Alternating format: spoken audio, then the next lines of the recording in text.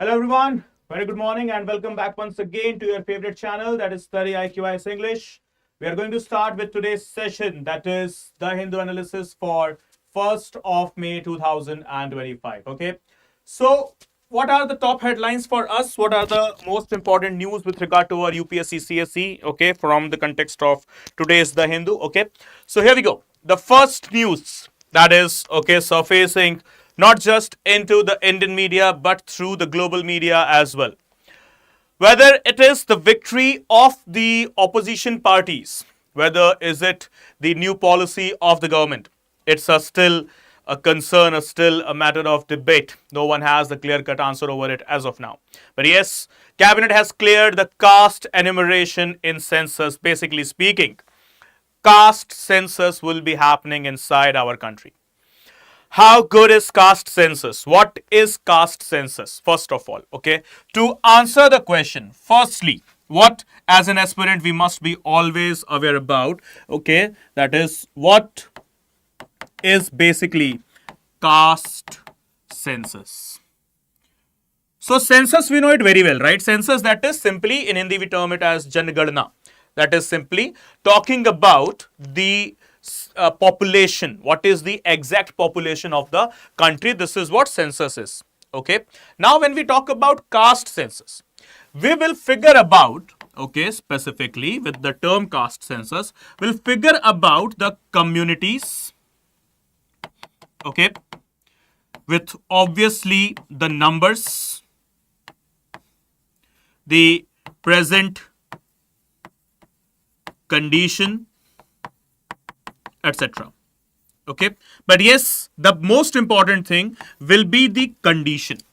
And you know what the biggest debate here is? The biggest debate here is that do we need such type of a caste census? First of all, well, the people, those who are reading, would be of the opinion that yes, why not? For it is important for the identification of the condition of the communities in India.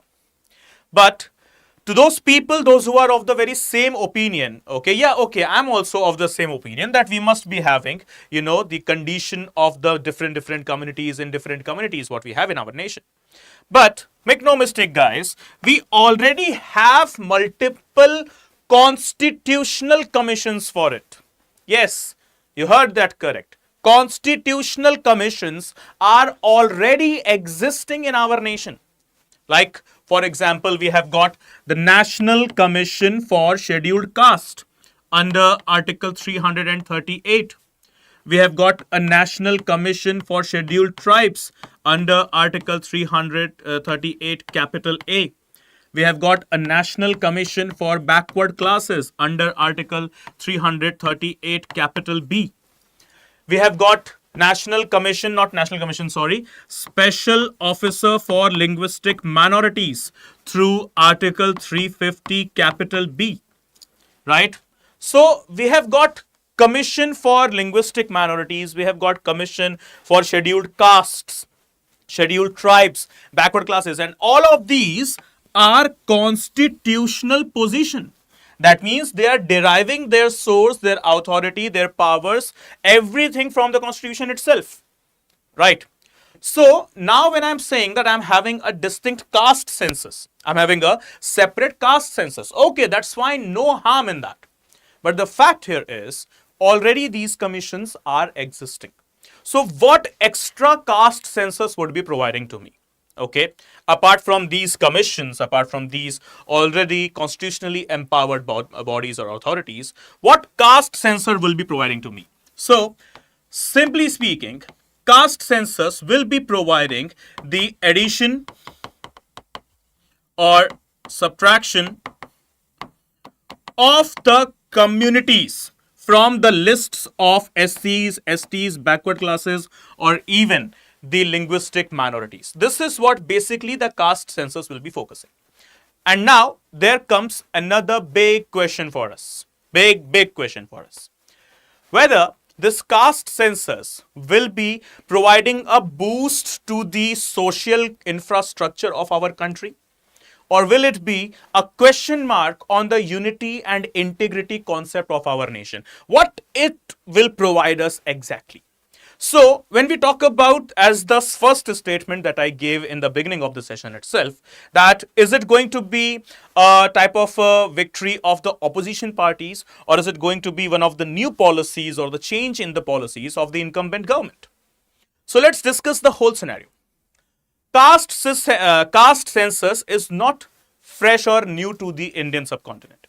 It has been done during the imperial rule during the British era. It has been done, okay, multiple times. But the question is into the independent India.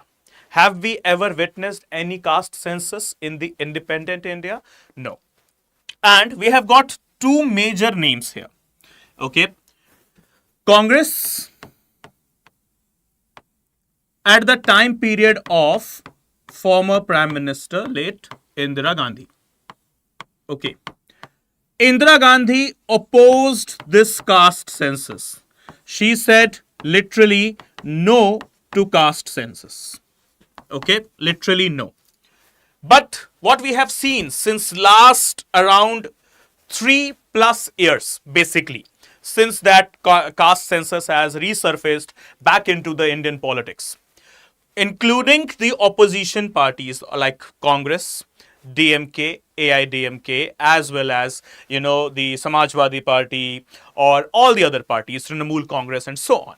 Okay, they have provided much attention, focus, okay, and have pressurized the government to conduct caste census. See, whether they have a political mileage over it, whether all of these things are politically motivated, they do have any particular personal gains or benefits behind the demand of the caste census, etc. This is not our point of discussion. This is nowhere in our list of discussion, simply speaking. Okay, we have nothing to do with this, whether, okay, they're having any political mileage things or not. The only thing that we need to understand, okay, whether this caste census will be, okay, a gift to us or it will be a bane to us. Whether it will be providing strength to the social fabric, social infrastructure of our country, or whether it will be, another segregation, another, line of difference that will be created in our country in case it is created because of the caste census. So what do we need is live at 2 p.m. Guys, please mark the time period. Okay. Today only on the very same channel, that is StudyIQ IS English, we will be meeting live at 2 p.m. sharp. Okay. And we shall be discussing about in depth the history of the caste census, okay, from where it originated, why it originated, what are the reasons to it, that is basically, and presently if we proceed with such type of a census, that is caste census, so will it be beneficial to the nation or will it be, another slur, another black spot onto the social infrastructure, including the harmony and the integrity of the nation? Right? Okay. So guys, please stay tuned. Sharp 2 p.m. Okay. We shall be having this discussion. Okay. Now we move forward to the next news, next headline for us. Obviously, Pahalgam attack. It has, unfurled many of the faces, has exposed many of the people in India. Okay. And it has also exposed our security lack. Okay. It has represented that how a big lag in the security is also there. We have lost 27 lives. It's not about 27 lives. Not just about 27 lives. It's about the safety, security, that is the whole nation's internal security. And now, aftermath of the Pahalgam attack, what we have seen that Indian government has taken the cognizant affirmative actions, okay, against the accused nation, that is Pakistan. Now, what do we have? We paused the Indus Water Treaty and in response to it, Pakistan restricted commercial Indian flights from its airspace. Now, another action, another counter action, what we must quote here, has been now performed by the government of India. That is, the airspace for Indian commercial flights was restricted by the Pakistani authorities, and now the vice versa. The Indian airspace is now totally restricted, or simply we can call it prohibited, for any type of Pakistani commercial planes. Okay, so vice versa things are going on. Pakistan banned its airspace for Indian commercial aircrafts, and so did India. Okay, we have also banned the Indian airspace for any Pakistan-bound, Pakistan-based commercial flights. Whether they are taking off from Pakistan or whether they are landing in Pakistan, Indian airspace, totally, it is banned for any sort of commercial aircraft of Pakistan. Right? So a notum here is a word, that is notum has been issued. That is notice to the Air Department. That is what simply we call it as notum. That is notum, notice to airmen has been issued. In short, we call it as what? Notum. N-O-T-A-M. So firstly, this notum was issued by Pakistani authorities to their air traffic control, and now this time it is the Indian authorities that has issued notum, that is notice to the airmen or to the Air Department, simply the air traffic control, that is to ban or restrict or simply prohibit all the Pakistani bound, whether taking off from Pakistan or landing in Pakistan, any sort of commercial aircrafts, right? So vice versa, a tit for a tat here. What Newton has stated, the third law of motion, right? Every action has an equal and opposite reaction. You conducted the Pahalgam terrorist attack, and now, dear Pakistan, be prepared for what Indian authorities are preparing for, right? So simply speaking, be prepared what India is preparing for, okay? It could be not so good thing as yesterday only, just yesterday, with context to this news, okay, in context of this news, yesterday only, a Pakistani intelligence agency official from the government side basically has stated that they have got the clear intel reports that India is going to conduct a strike. Could be aerial, could be naval, could be, terrestrial, whatsoever, against Pakistan. This is what Pakistani authority has mentioned, that within next 24 to 36 hours, according to the Pakistani intelligence. Now, Pakistan has intelligence, right? Wow. So, according to their intelligence, okay, India is going to strike Pakistan within next 24 to 36 hours, that is by today or maybe by tomorrow morning maximum. Okay, so this is what Pakistani authorities, they have stated. Their intelligence agency have officially stated this, right? But yes, that is firstly calling it a bogus statement. It has no such logic existing, because simply speaking, if Indian intelligence agencies, they would be planning something, okay, the planning goes in a discreet manner, in such a discreet manner that neither the other government bodies in India, they are aware of it. Neither the ministries in India, they are aware of it. Rather than the Prime Minister's office. This is what the image, this is what the credit, this is what the history of Indian intelligence agencies, they have been. That whatsoever operation or a mission our agencies are going on with, we get to know it only after the mission is accomplished successfully. And the other history, what they have created, what they have maintained always, okay, the image what intelligence agencies they have maintained always is that neither the ministries rather than the Prime Minister's office, they are aware of that Indian intelligence agencies or the armed forces, they are conducting any such sort of an operation. So how can Pakistan's ISI or any other such type of a so-called intelligence agency could be aware of it? So technically a bogus statement, a statement that has coming out, okay, that has came out just for one single reason. That is to provide alarm to Pakistan as well as the allied states of Pakistan, and also let India, okay, make a pressure on India that we are aware of it. Okay, they are playing the blind game basically. Okay, obviously they know it very well that some talks, some operations, some planning is going on inside our country, considering our defense forces as well as intelligence.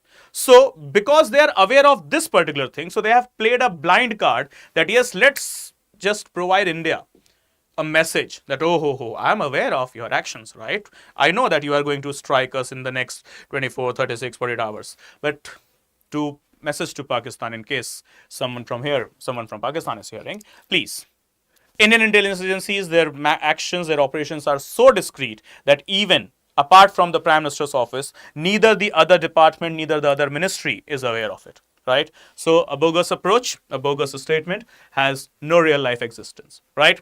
So coming to the next news, guys, here what we have got: Satya Chandrasekhara Saraswati appointed as the 71st seer to head Kanchi Kamakoti Peetham. Okay, so it's about the subject of Indian art and culture. Okay, yes, good morning, guys. Jai Hind, good morning, everyone. Nice to see you all here live in the class. Okay, so I hope you guys are enjoying your live sessions and it's providing you all the required value addition to your UPSC CSE journey, right? So we try our best, me in my current affairs session, Shubham sir, Ankit sir in their current affairs sessions, as well as the other static parts. Okay, we try our best to provide you the most quality and the quantity as well at the same time. Okay, and I hope we guys are successful so far in providing you such things, right? Okay, so yes, namaskar, Jai Hind. Yep. Okay, hello guys. So here we go. What is the news here? So as we can see, 71st year to head Kanchi Kamakoti Peetham, where it is. So when we talk about the location first and foremost, that is Kanchi Kamakoti Peetham. Okay, so it is in the wonderful city of Kanchipuram. Okay, simply speaking, the city of Kanchi. Remember, guys, okay, at first instance, at first image, at first vision, you might be thinking of the Kanchi Dham that is in our Uttarakhand. No, it's not about Kanchi Dham of Uttarakhand. It is about Kanchipuram of Kerala city, Kerala state. Okay, so please remember, okay, there is a dham very famous, okay, that is known as Kamakoti Peetham. Okay, Kanchi Kamakoti Peetham. Okay, so just one thing that you need to mark. Okay, what is that? Kanchi Kamakoti Peetham. Okay, where it is? Kanchipuram. Okay, and here there is a term that is mentioned, that is Guru Parampara tradition. Okay, what is this? Guru Shishya Parampara. This is what India has been following since the epic times, since the Vedic era as well. That is, all the Peetham or Peetham in the Dravidian languages, Peetham, yeah, Peetha in the North Indian languages, that is not specifically Dravidian. Okay, we call it as Peetha or Peetham or Peetam in the Dravidian. Okay, so this is what? This is basically the Gurukuls. The Gurukuls, those are the center of religious learning in India. Like, for example, erstwhile, before the invasion of the Persian and the other this Western Asian invaders, okay, we have got some very famous universities or this Peetham in India. Like, for example, the name Nalanda or Takshashila, right? Those who were the centers of learning, the hub of learning. Pilgrims and students from the Southeast Asia, including the countries of Sri Lanka, Bhutan, okay, Myanmar, the then Burma, Indonesia, that is Java, or the areas of Sumatra, they used to travel, obviously China as well. The famous travelers, like for example, we have got the name Hyun Sang or Fa Hien, or the other one, the Marco Polo. They used to travel to India, and specifically their stop or destination used to be the centers of Nalanda, Takshila, and so on, right? So these centers used to be what? The hub of religious learning. Like, for example, we already discussed it while we were discussing the Indian paintings into the Indian art and culture segment. That is about the Pala school of Indian paintings. In that, we had got a very wonderful name, Asta Sahasrika Pragna Parmit.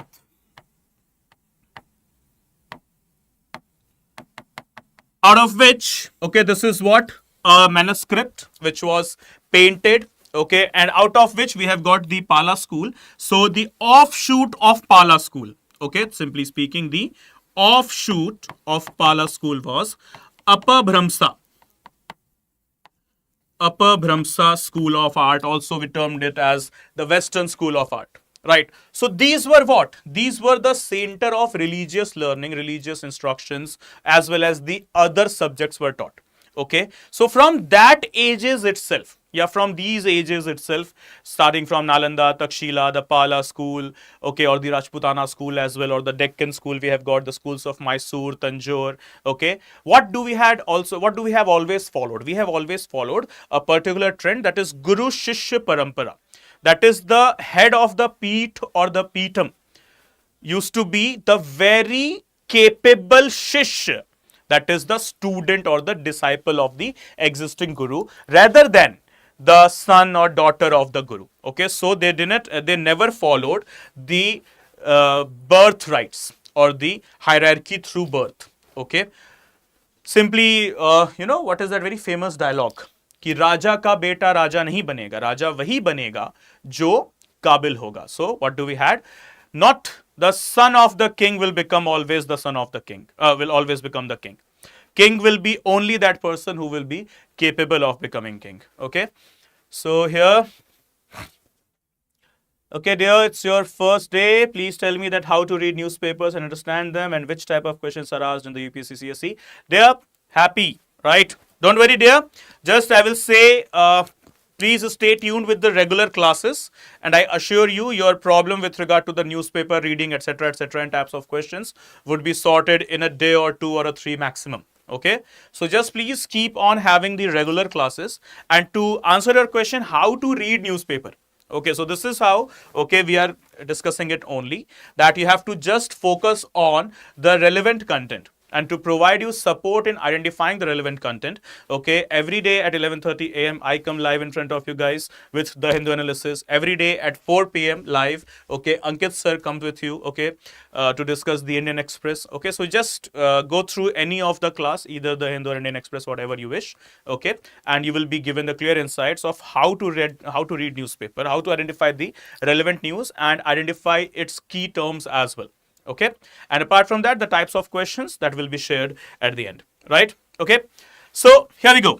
The Apabhramsa School of Art, the Asta Sahasrika Prajna Parmit, okay, these are some great illustrations or the manuscripts, okay, that is coming out of the schools or the Gurukuls or the Peeth or Peetham of India. And what they do follow what? Simply the Guru Shishya Parampara. Okay, and now we have got the name, okay, that is Chandrasekharendra Saraswati, okay, to be appointed as what?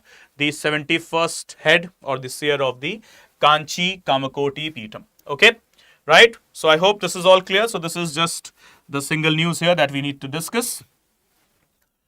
Next one.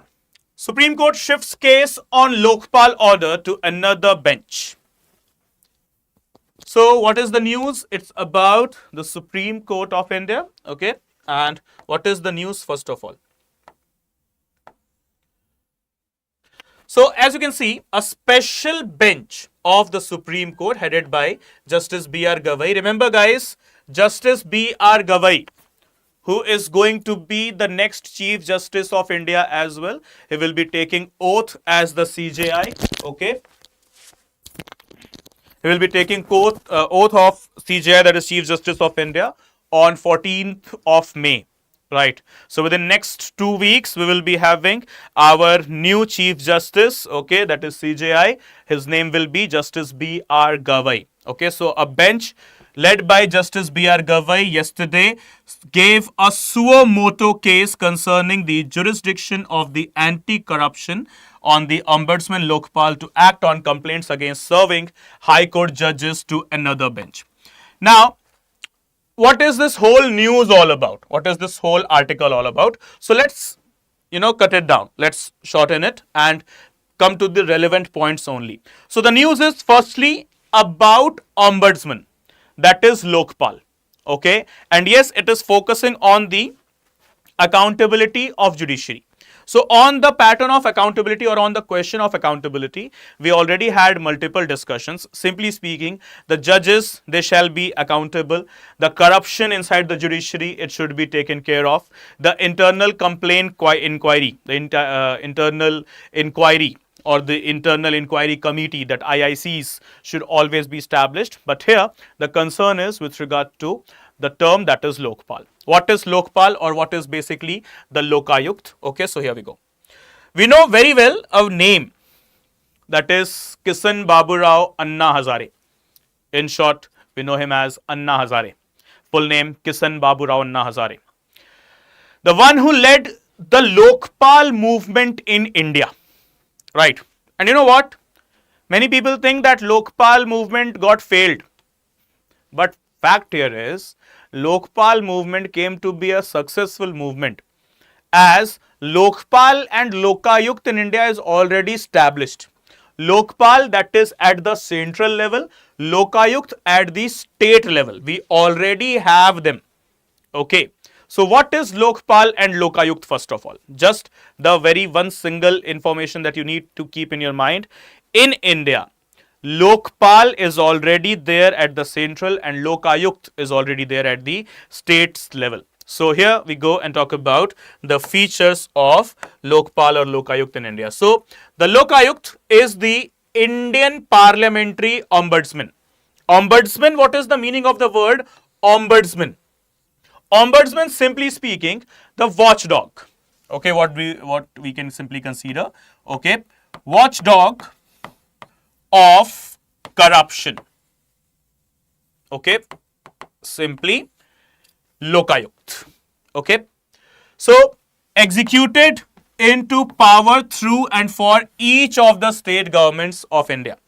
It is an anti-corruption authority, and the object of the Lokayukt system in a state is to make investigation of grievances and allegations against the public servants.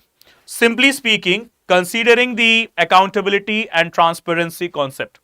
Okay, simply considering the transparency and accountability concept, okay, into the public services. Public services, whosoever they are, okay, whether they are the government servants, whether they are the judicial services, holding the public office basically, okay, their transparency, their accountability, their honesty, their ethical discharge of functions is to be taken care by one body that is known as Lokayukt. Okay, right?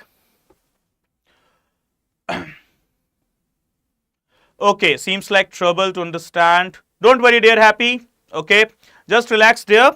I will say one thing to everyone, that is understanding or newspaper reading, etc. Okay, it is a type of a art. Basically, I consider it as an art.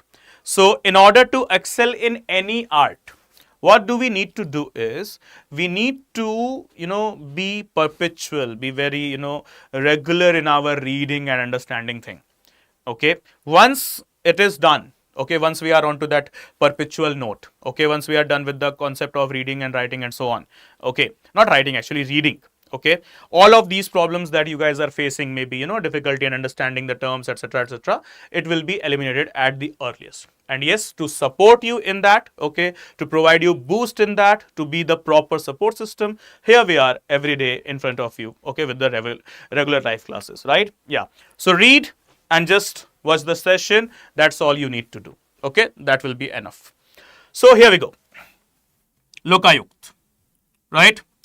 So the origin of the Lokayukt, when we talk about simply the origin of Lokayukt, okay, can be drawn to the ombudsman into the Scandinavian countries. Okay, in India, the Administrative Reforms Commission, that is ARC in short, time period 1966 to 70, had recommended the creation of the Lok Pal at the center and Lokayukt in the states. Remember guys, Anna Hazare's movement of Lok Pal and Lokayukt was not the first reference to ombudsman in India.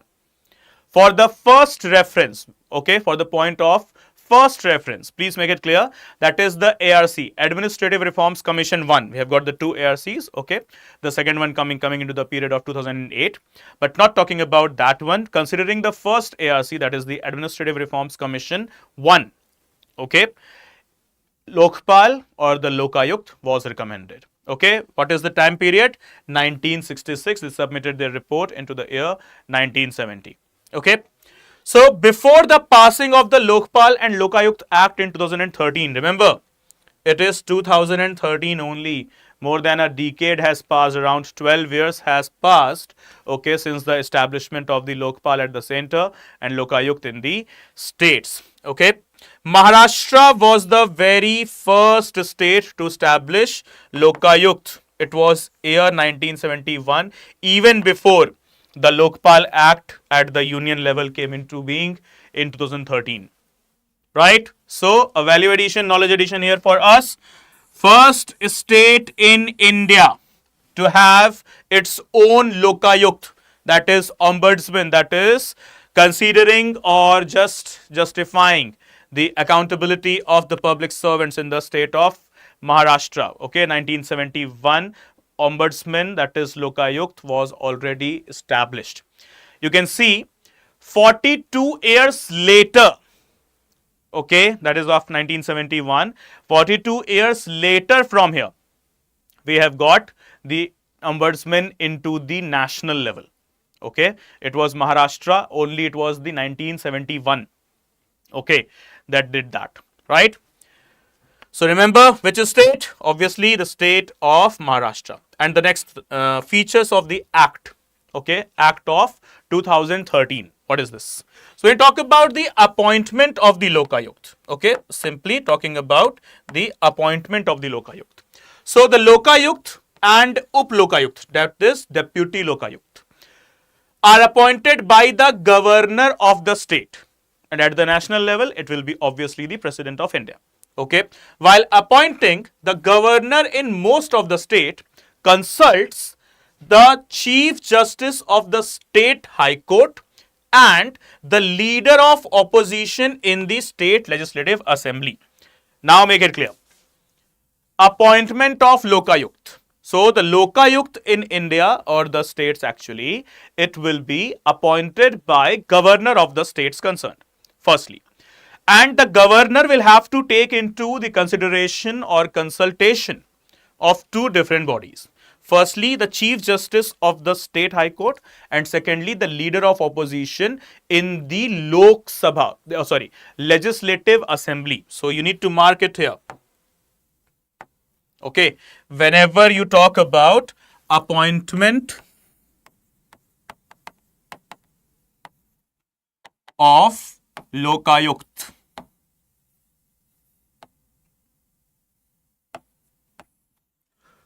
who will be the person? It will be the governor. Now, governor in consultation with two bodies. What are these two bodies? Firstly, Chief Justice of what? Chief Justice of India? No, of concerned High Court. Let's say I'm appointing the Lokayukt for the state of Maharashtra. So I'll be consulting as a governor to the Chief Justice of the High Court of the state of Maharashtra. And then next one, leader of opposition. Where? Leader of opposition in Vidhan Sabha. Okay, where? Vidhan Sabha only. In case there is bicameral legislation, that is Vidhan Parishad is also there, doesn't matter. Okay, governor will have to take into the consideration only the Chief Justice of the State High Court as well as the leader of opposition in the Vidhan Sabha, that is the Legislative Assembly. Okay. Yes, dear. I started this class a month back, okay, and Ankit sir is taking way beyond that, okay, right? So, this is the live classes for daily newspapers, okay. Like today, what we are discussing are the articles that are printed in today's The Hindu, that is 1st of April 2025, okay, not the preceding days, previous days, no. Okay, today only, all of these articles that we are discussing, they are printed in today's The Hindu only. And so Ankit sir at 4 p.m. he will be providing you about the articles that are printed in today's The Hindu, the Indian Express only. Okay, yep.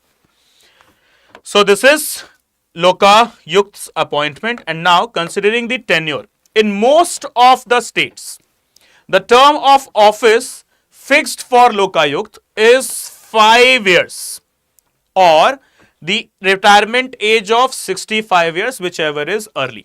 So tenure is 5 years, and in case the Lokayukt is completing the age of 65 years, okay, so then also Lokayukt will be considered as retired. Okay, whichever is earlier, maybe the tenure is completing or maybe the retirement age has been reached. Okay, so Lokayukt is not eligible for reappointment for a second term. One person can become Lokayukt how many times? Only one times, not multiple times. Okay, appointment is to be done by governor, consultation, Chief Justice of the State High Court, as well as the leader of opposition in the Vidhan Sabha, that is the Legislative Assembly. And secondly, okay, the tenure is 5 years, retirement age is 65 years, whichever comes first. Secondly, okay, that is reappointment. Is reappointment possible for Lok Pal or Lokayukt? No, reappointment is strictly prohibited as per the Lok Pal Act of 2013. Okay. So here we go, guys, for the next article, next news. Fair remunerative price for sugar cane increased. As per the CACP, that is the Cabinet Committee on Agricultural Products. Okay, CACP, which is chaired by the Honorable Prime Minister of India.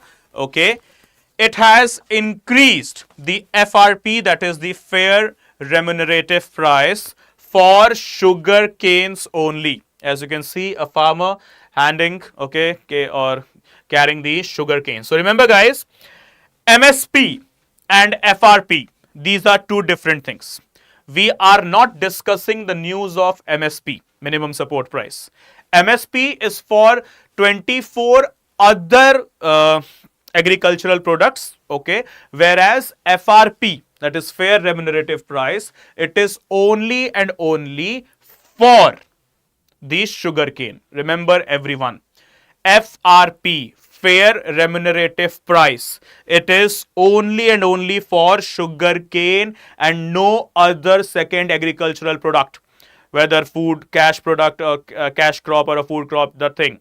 Okay, MSP is for 24 other crops, whereas FRP, that is fair remunerative price, it is only and only for sugarcane. Okay, so the two things that we need to discuss here, firstly it is the CACP and secondly it is the FRP, that is fair remunerative price. Okay, so we consider here CACP first of all, that is the Commission for Agricultural Costs and Prices. Oh, sorry, I think a couple of minutes back I narrated the wrong full form of CACP. Actually, it is the Commission for Agricultural Costs and Prices. Okay, this is what CACP is. Okay, it is an attached office of the Government of India under the Ministry of Agriculture and Farmers Welfare. So remember, everyone, CACP, once again the full form, Commission for Agricultural Costs and Prices. Okay. It is an attached office, or simply an office which works under the Ministry of Agriculture and Farmers Welfare. Came into the existence when it was January 1965. Okay, CACP came into the existence in January 1965. And the commission currently consists of a chairperson, which is mandatorily be the Prime Minister of India, the member secretary, one member official, and two members, those who are non-official. So basically, and as we can calculate, a chairperson, okay, firstly, that is obviously the Prime Minister of India, okay. Then we have got the member secretary, that is the secretary of the CACP. Then we have got one official member, okay, 3. And then we have got two non-official members. Non-official members, that is those who are not in the government. Okay, non-official members as in those who are not in the government. And considering or into the context of CACP, the two non-official members are generally the representatives of the farmers in India. Okay, they could have their political alignment, could not even have their political alignment, doesn't matter. But these are the two persons, okay, two non-official members, those who will be representing the farmer community. Okay, specifically the farmer community only. They might be having an alignment with the government, with any political party, might not be even having an alignment with any political party, but yes, at least they are not from the side of the government. So CACP, how many members? 5 members, a chairperson, a secretary, one non-official, one official member, that is from the government side, and 2 non-official members, that is from the farmers community. And once again, those two non-official members, they could be having alignment with any political party or a group or a personality maybe. But yes, non-official means they are not part of the government as of now. Hence, as a result, they are part of the CACP, that is the Committee or the Commission for Agricultural Costs and Prices, CACP in short. Okay. Next, CACP itself. In January 1965, the Commission for Agriculture Costs and Prices was established. It was previously known as Agricultural Price Commission, APC. So, in January 1965, when it was commissioned for the first time, it was not known as CACP. It was known as Agriculture Price Commission, that is APC. It was renamed as CACP only in the year 1985. So for next 2 decades, it was known as APC, that is Agricultural Price Commission or the Agricultural Price Committee. Okay. But it was 2 decades later of its existence, that is only in the year 1985, that is APC came to be known as CACP. Okay, so this is what the evolution of APC has been. Okay, now when we talk about FRP, remember guys, FRP is different from MSP. MSP takes into the consideration about 24 crops that are not sugarcane specifically, and FRP, it is specifically made for sugarcane industry in India. Okay, just because India is the second largest producer of sugar in the world. We are one of the sugar bowl of this world, right? So we export sugar a lot. We have got a 1.45 billion population in the country, so we do consume sugar a lot.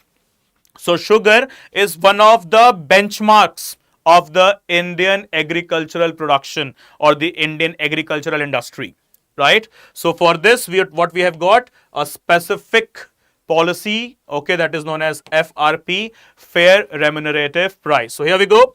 It is the price declared by the government, what it is actually. So what it is? A price declared by the government, which mills are legally bound. Mills as in the factories which are making sugar, okay, those who purchase sugar cane. So which mills are bound to pay to farmers for their cane, okay, for their sugar cane.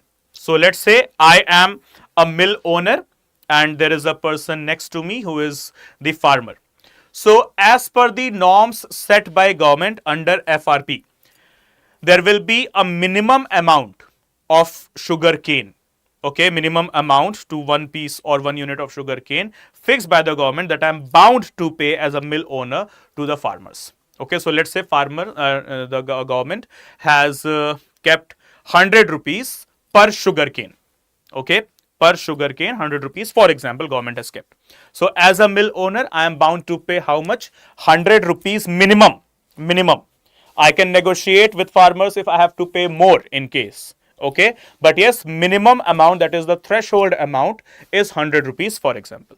So I will have to pay 100 rupees minimum to the farmer as FRP, okay, as decided by the government itself. Okay, so mills have the option of signing agreement with the farmers, which would allow them to pay the FRP in installments. So next question, whether FRPs could be paid in installments? Yes, FRPs, they can be paid in installments by the mill owners to the farmers. Next, delays in payment. In case the mill owner, okay, the mills, they delay the payment, can attract an interest up to 15% per annum. Remember, interest will be 15% per annum, not weekly, monthly, quarterly, half yearly.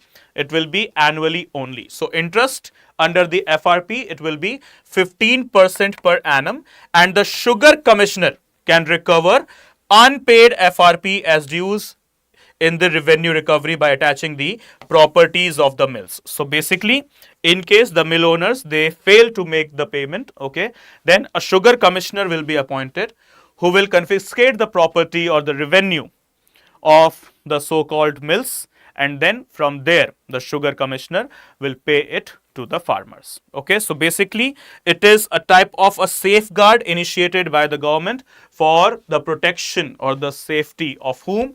The sugarcane farmers in India. Okay, so do they have option to pay in installments, the mill owners? Yes, they have the option to pay in the installments. In case they fail to make the payment, okay, then 15% per annum on the principal amount as an interest will be paid by the mill owners, not by the government, remember, by the mill owners to the farmers. In case of further delay or failure into the payment, the sugar commissioner will be appointed who will confiscate the revenue or maybe even the property of the mill owners, and through that the amount will be paid to the mill, to the sugarcane farmers. Okay. Next, the payment of FRP across the country is governed by the Sugarcane Control Order 1966 under the Essential Commodities Act of 1955. So FRP is governed through a statute. What is the name of the statute? Essential Commodities Act 1955. Okay, this is what is FRP. Okay, what is the statute behind or the force of law behind FRP? Simply Essential Commodities Act 1955, and through which a government has issued an executive order. What is the name of the executive order? So here we go, Sugarcane Control Order of 1966, and through which committee this FRP came into the existence. So FRP came into the existence through the Rangarajan Committee report. Okay, so guys, please make it clear.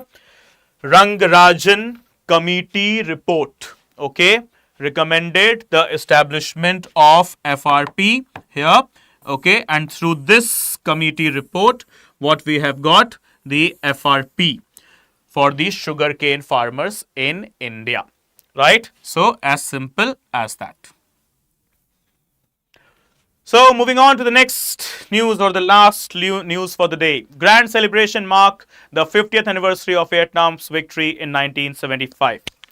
So with the Vietnam War, okay, marking the 50 years of victory, okay, South Vietnam versus North Vietnam, inclusion or the intervention by the American forces, okay, into the Ho Chi Minh City, Ho Chi Minh Trail came into being, and apart from that, the usage of Agent Orange and so on, right? So 50 years have been marked as an era of independence, as an era of victory inside the state of Vietnam, one of the prominent countries now gaining much boost into the tourism as well as good boost into the GDP, as well as proving to be a very vital player or a very important player into the geopolitical domain or the regional political domain of the Southeast Asia, right? So what is Vietnam War? What is Ho Chi Minh Trail, Ho Chi Minh City? What is Agent Orange? So this is just a trailer I'm providing to you, okay? The rest of the topics, okay, the rest of the detailed analysis will be dealt into the burning topic session of the day, okay? So first session we'll be having at 2 p.m. live, okay, where we'll be discussing about the caste census in India, and then at night, okay, around 9 p.m. something, we'll be meeting again where we'll be discussing about the victory or simply the Vietnam War in the country, okay, that is North Vietnam versus South, and how the America intervened into it, and what are the symptoms or what are the elements known as Agent Orange and so on. Okay guys, so as of now this is it for the session. Thank you so much for watching. This is me, your educator Praveen Mishra, signing off for the day. And yes guys, you need to subscribe to the StudyIQ IAS English channel. As you know, you need to have the proper updates. So you will get the updates only when you have subscribed to the channel, because you can understand morning 9 a.m. is the first session, 11:30 we meet again, 2 p.m. we'll be meeting, 4 p.m., 6 p.m., 7 p.m., 9 p.m. and 10 p.m. as well. We are continuously engaged with you. So the only motive of the channel is to provide you the quality and the quantity of the content. So guys, please do subscribe for the channel and never miss an update from it. Okay, so the purpose is served, that is turning your dream into reality. And in case you wish to connect with me anywhere, so we have got 2 platforms to be connected. Okay, Instagram and Telegram. On Instagram, you can search me with the username Praveen Mishra _2107. And on Telegram, you can search me with the channel study _with _Praveen. Okay, so these are the two platforms where we can connect. And in case you have any doubt related to your academics, okay, you can connect with me and let me know how can I help you. Okay, guys, so thank you so much for watching. Whatever your opinion is, you can let me know into the comment section as well. Thank you. See you soon sharp at 2 p.m. Good day. Take care. Jai Hind. Jai Bharat.